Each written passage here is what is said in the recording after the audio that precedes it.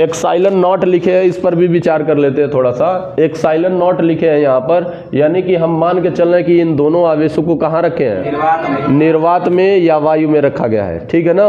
अगर एक्साइलन नॉट के लिख देते तो क्या होता कि यहाँ पर कोई माध्यम रखा होता है, इसके बीच में हम कोई माध्यम रख देते, परावैद्युत पदार्थ रख देते, ठीक है ना।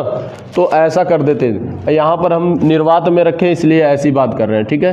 बिंदु आवेश के कारण, इसमें कुछ पॉइंट्स बचे हुए थे। बिंदु आवेश के कारण, किसी बिंदु आवेश के कारण वैद्युत क्षेत्र की तीव्रता, वैद्युत क्षेत्र की, किसी बिंदु आवेश के कारण वैद्युत क्षेत्र की तीव्रता, ध्यान से समझिएगा, किसी बिंदु आवेश के कारण वैद्युत क्षेत्र की तीव्रता, ध्यान से समझिएगा। आप देखिए, किसी बिंदु आवेश के कारण वैद्युत क्षेत्र की तीव्रता हमने आपको बताया था। किसी बिंदु आवेश के कारण वैद्युत क्षेत्र की तीव्रता क्या होगी। सपोज करिए, अभी तक तो नॉर्मली हमने एक बात जानी है कि वैद्युत क्षेत्र की तीव्रता की जो वैद्युत क्षेत्र की तीव्रता का जो मान होगा E बराबर F/Q0 के बराबर होता है। ये परिभाषा से हमने सीखा है। किससे सीखा है? परिभाषा से सीखा है, ठीक है ना। तो यहाँ पर किसी बिंदु आवेश के कारण वैद्युत क्षेत्र की तीव्रता के लिए सूत्र क्या होगा, इस सूत्र को स्थापित करेंगे हम। देखते हैं कि इसके लिए सूत्र क्या होगा। सबसे पहले हमने बात किया था क्या, कि एक मान लेते हैं कि Q आवेश है, यहाँ पर क्या है, प्लस Q आवेश है।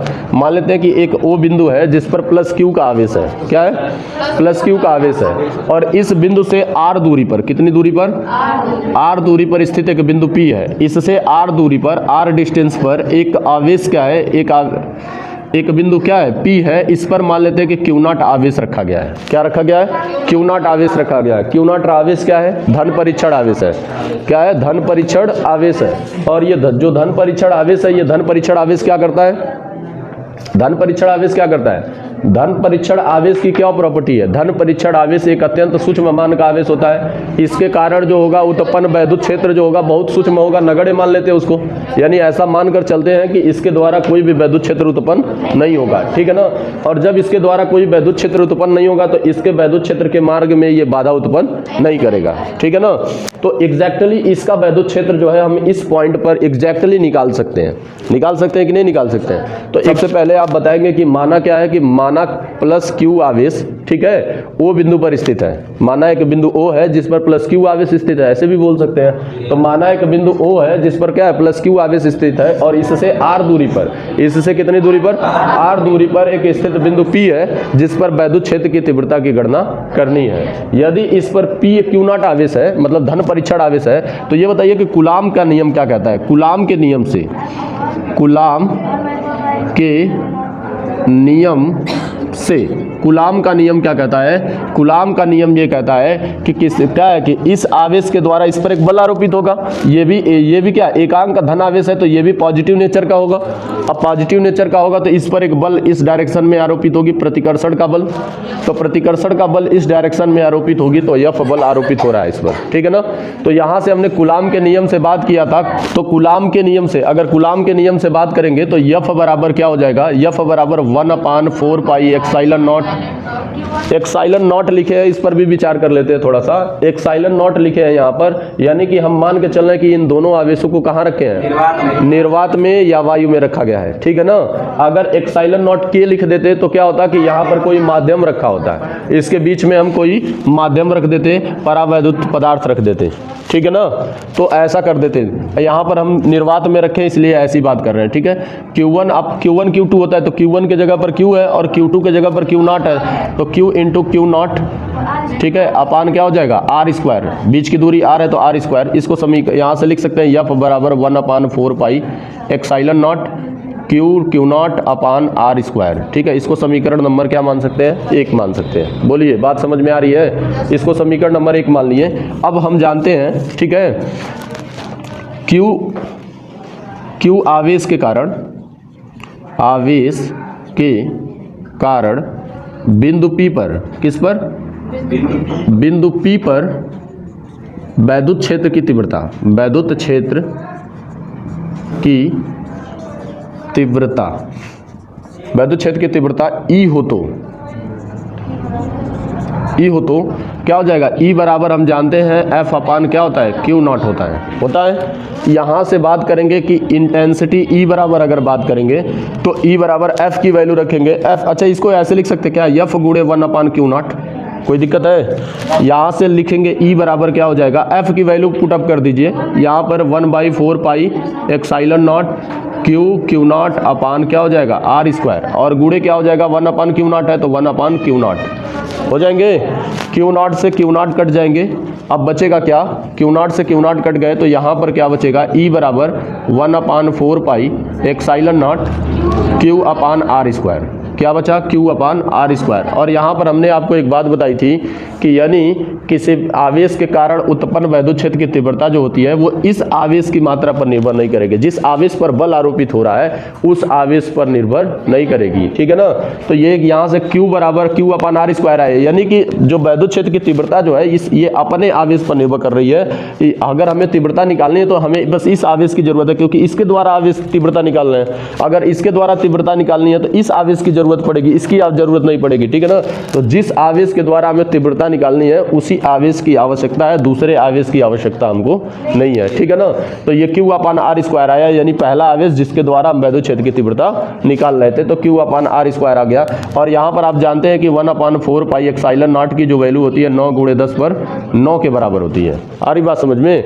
ऐसा नहीं है कि वैद्युत क्षेत्र की तीव्रता के लिए इसका मान बदल जाएगा, ये इसका मान इतना ही होता है 9 × 10⁹, ठीक है ना। तो ये इतना हो गया वैद्युत क्षेत्र की तीव्रता के लिए। अब एक बात ध्यान रखनी है कि वैद्युत क्षेत्र की तीव्रता सदिश राशि है। वैद्युत क्षेत्र की तीव्रता क्या है, सदिश राशि है। ये E जो है सदिश राशि है, तो E की दिशा क्या होगी, E की दिशा क्या होगी, तो पहली बात तो ये प्लस Q आवेश है हमारे पास, तो प्लस Q आवेश है तो प्लस Q से दूर होगी, प्लस Q से दूर होगी। हमने बताया था धन आवेश से दूर की ओर वैद्युत क्षेत्र की तीव्रता की दिशा होती है, ठीक है। तो प्लस Q से दूर की ओर होगी, दूर होगी। और अगर माइनस आवेश होता तो इस आवेश की ओर होती। अगर यहीं पर हम माइनस आवेश रखते तो इसकी डायरेक्शन ऐसे हो जाती। सारी बात समझ में? क्योंकि इस पर आकर्षण बल कार्य करता तो इसकी डायरेक्शन ऐसे हो जाती। जस्ट लाइक दैट बल की डायरेक्शन मान सकते हैं, जिस दिशा में बल लग रहा है उसी डायरेक्शन में क्या होगा, वैद्युत क्षेत्र की तीव्रता की दिशा होगी, ठीक है ना। तो लेकिन एक बात याद रखना है, कहीं परिणामी चेंज भी हो जाता है ना, परिणामी बल जो होगा वो चेंज भी हो जाता है, तो वैद्युत क्षेत्र की तीव्रता उसी के हिसाब से रखेंगे, इसीलिए मैं प्लस माइनस के साथ बता रहा हूँ, ठीक है ना। तो अगर ऋण आवेश है तो ऋण आवेश की ओर होगी, ऋण आवेश की ओर, ठीक है ना, ऋण आवेश की ओर हो जाएगी। अगर धन आवेश है तो धन आवेश से दूर, अगर ऋण आवेश है तो ऋण आवेश की ओर हो जाएगी, ठीक है ना। तो ऋण आवेश की ओर हो जाएगी, ये इसकी डायरेक्शन हो जाएगी। एक और बड़ी बात हम आपको बताना चाहते हैं, जिस प्रकार से वहां पर अध्यारोपण सिद्धांत पढ़े थे उसी प्रकार से वैद्युत क्षेत्र की तीव्रता के लिए भी अध्यारोपण का सिद्धांत पढ़ेंगे आप। वैद्युत क्षेत्र की तीव्रता के लिए भी अध्यारोपण का सिद्धांत अप्लाई होगा। अध्यारोपण का सिद्धांत क्या कहता था, ऐसे लिख देता हूं मैं, वैद्युत क्षेत्र की तीव्रता के लिए बात नहीं करनी है, अध्यारोपण का सिद्धांत,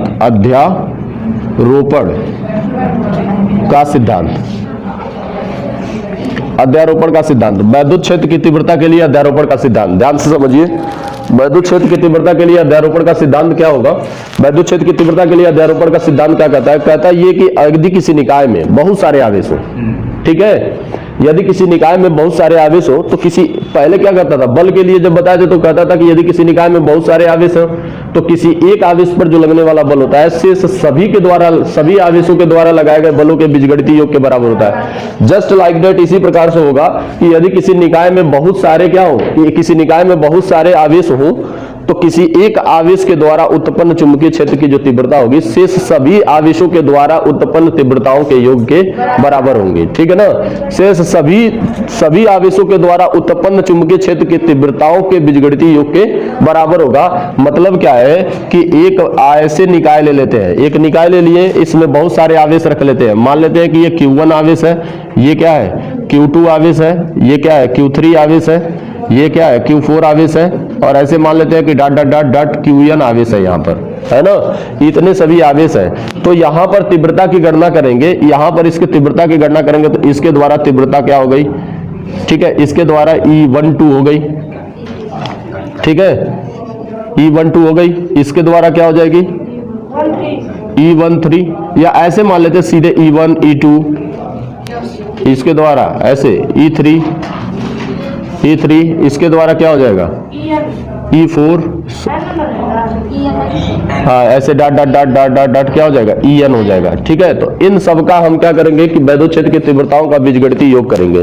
बात समझ रहे हैं? जैसे क्या है कि इन सभी का अगर मान लेते हैं इन सब, इस पर परिणामी तीव्रता जो है, अगर इस पर मान लेते हैं कि परिणामी तीव्रता ई है, तो ई बराबर क्या हो जाएगा, E1 plus E2 plus E3 plus dot dot dot dot dot क्या हो जाएगा, EN हो जाएगा। तो सबको ऐसे जोड़ देंगे, सबको ऐसे जोड़ देंगे, ये अध्यारोपण का सिद्धांत कहेगा। सेम उसी प्रकार से जिस प्रकार से हमने बल के लिए आरोपित किया था, मतलब कि बल के लिए लगाया था अध्यारोपण का सिद्धांत, ऐसे ही क्या है कि अध्यारोपण का सिद्धांत इस पर भी अप्लाई होगा कि यदि किसी निकाय में बहुत सारे आवेश हो तो किसी एक आवेश पर वैद्युत क्षेत्र की जो तीव्रता का मान होगा वो शेष सभी आवेशों के द्वारा क्या है लगाए गए तीव्रताओं के बीजगणितीय योग के बराबर होंगे। ठीक है ना, तो ऐसे हो जाएंगे ये। दूसरी बात ऐसे समझना है आपको, जैसे मान लेते हैं कि इसका उपयोग हम कहाँ कर लेते हैं, जैसे मान लेते हैं कि कहीं पर ऐसा हो गया कि एक आवेश के कारण वैद्युत क्षेत्र की तीव्रता E1 इधर आ गई, ठीक है, और एक आवेश के कारण वैद्युत क्षेत्र की तीव्रता E2 इधर आ गई। ठीक है, तो अब इनका हमको परिणामी निकालना है, परिणामी तीव्रता। अब इस बिंदु पर परिणामी तीव्रता का मान क्या होगा, तो जो तीव्रता अधिक होगी उसमें से कम वाले को घटा लेंगे तो परिणामी तीव्रता निकल जाएगी। ठीक है ना, तो यहां पर मान लेते हैं कि इनका परिणामी E है, तो क्या हो जाएगा कि E2 माइनस E1 कर देंगे। अच्छा, जरूरी नहीं है कि E2 माइनस E1 ही होगा, अगर E1 अधिक है, ये किसकी स्थिति है, जब ये स्थिति तब की है जब E2 is greater than E1, जब E2 E1 से अधिक होगा तो उसकी स्थिति है। अगर ऐसा कर देते हैं कि E बराबर E1 माइनस E2 भी हो सकता है, और ये स्थिति तब आएगी जब E1 is greater than E2। ठीक है ना, E1 जो होगा E2 से क्या होगा, अधिक होगा, तो ये वाली स्थिति आएगी। ठीक है, अगर ऐसे है तो घट जाएंगे, दोनों विपरीत दिशा में तो आपस में घट जाएंगे। अगर दोनों एक ही दिशा में हो, अगर दोनों एक ही दिशा में हो, दो ही नहीं 4 हो, 5 हो, 6 हो, समझ रहे हैं, जैसा हो। ठीक है, अगर ये क्या है कि दो तीव्रताएं एक ही दिशा में है, मान लेते हैं कि ये E1 है और ये E2 है, और इस बिंदु पर परिणामी तीव्रता, इस पर दो तीव्रताएं हैं इस डायरेक्शन में, तो अलग अलग आवेशों के द्वारा ये तीव्रताएं होंगी, तो ये दोनों तीव्रताएं आपस में जुड़ जाएंगी, यानी परिणामी तीव्रता E की बात करेंगे तो E1 प्लस क्या हो जाएगा, E2 के बराबर हो जाएगा। दोनों तीव्रताएं आपस में क्या हो जाएंगी, जुड़ जाएंगी। ठीक है ना, तो अगर क्या है, यदि दोनों तीव्रता क्या, हाँ, कुछ कोण पर जाए तो क्या होगा, वो अगला पॉइंट था आपका, कोण पर जाएगा तो क्या होगा, एक तीव्रता E1 इधर है और एक तीव्रता E2 इधर है, तो फिर इनका परिणामी इनके बीच से होकर जाएगा, इनका परिणामी इनके बीच से होकर के जाएगा, फिर उसी प्रकार से निकालेंगे इनको। सारी बात समझ में, इतनी बात समझ में आई, इतनी बात समझ आई, इसकी परिणामी निकाल लेंगे। ऐसा होता है कि दोनों की डायरेक्शन ऐसे हो जाती है, दोनों की डायरेक्शन मान लेते हैं कि इसमें भी और भी आवेश है, E2 और E3, इसमें मान लेते हैं कि E2 और E3 और E4 हो गए। ठीक है ना, तो इन दोनों को इधर जोड़ लेंगे, इन दोनों को इधर जोड़ लेंगे, फिर दोनों को घटा देंगे तो परिणामी निकल जाएगा। बात समझ में आ रही है? तो ये अध्यारोपण के सिद्धांत के ये अनुप्रयोग हो गए। इतने अध्यारोपण के सिद्धांत को हम क्यों समझा रहे हैं, ये इनके अनुप्रयोग हो गए, बीजगणितीय योग ही कर रहे हैं ना इनका। ठीक है, अलग अलग डायरेक्शन में तो दिशा के साथ योग कर रहे हैं इनका, तो ये आपके बीजगणितीय योग हो गए। ठीक है ना, तो वैद्युत क्षेत्र की तीव्रता के लिए अध्यारोपण का सिद्धांत याद रखेंगे। अध्यारोपण का सिद्धांत क्या याद रखना है, सीधी सी एक बात याद रखनी है आपको कि इनके तीव्रताओं का, देखिए किसी भी एक बिंदु पर अगर वैद्युत क्षेत्र की तीव्रता की गणना करना चाहते हैं तो उस बिंदु पर सभी आवेशों के द्वारा तीव्रताओं के बीजगणितीय योग हो जाएंगे। ठीक है ना, जैसे अगर इस फिगर में आपको कंफ्यूजन होगा, पहली बात तो इसके द्वारा इस आवेश के द्वारा इस पर प्रतिक्रिया लगेगी। अगर इस फिगर में कंफ्यूजन होगा तो मैं यहीं पर एक डायग्राम बनाता हूं। जैसे मेरे पास बहुत सारे आवेश है, Q1, Q2, Q3, Q4, बहुत सारे आवेश हैं, समझ रहे हैं, बहुत सारे आवेश हैं, ऐसे dot dot dot dot Qn आवेश है, Qn आवेश है। तो सिंपल सी बात है कि हम इस पर न निकाल करके हम किसी बाह्य बिंदु P पर निकाल रहे हैं, कहीं इन आवेशों से हट के एक बिंदु P है, इस पर तीव्रता की गणना करना चाह रहे हैं, तो इस पर तीव्रता की गणना एक इसके द्वारा होगी, एक इसके द्वारा तीव्रता होगी, इसके द्वारा तीव्रता को E1, इसके द्वारा तीव्रता को E2, और इसके द्वारा तीव्रता क्या हो जाएगी, E3 हो जाएगी, इसके द्वारा तीव्रता क्या हो जाएगी, E4 हो जाएगी, E4 हो जाएगी तीव्रता, इसके द्वारा ऐसे डॉट डॉट डॉट तीव्रता क्या हो जाएगी, En हो जाएगी।